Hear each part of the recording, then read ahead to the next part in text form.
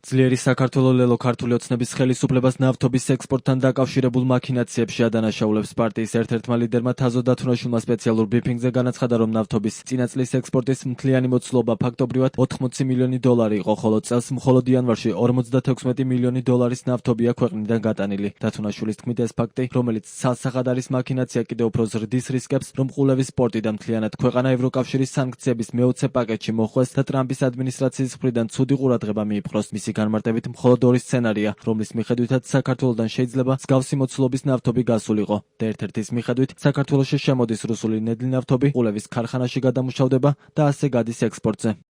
ეს ოპერაცია პირდაპირ აყენებს საქართველოს რისკის ქვეშ, რომ ის მოიქცეს ისეთი სანქციების ქვეშ, რომელიც პირდაპირ უტყავს საქართველოს ფინანსურ სტაბილურობას.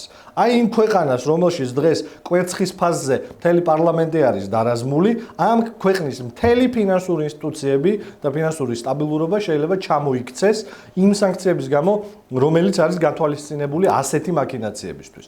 თქვენ ძალიან კარგად მოგეხსენებათ უკანასკნელი ახალი ამბებიდან, თუ რა დღეში აგდებს ტრამპის ადმინისტრაცია და შეერთებული შტატების მთავრობა აი ამ რუსულ ჩრდილოვან ფლოტს, იქნება ეს კარიბის ბასეინში თუ ნებისმიერ სხვა ადგილას.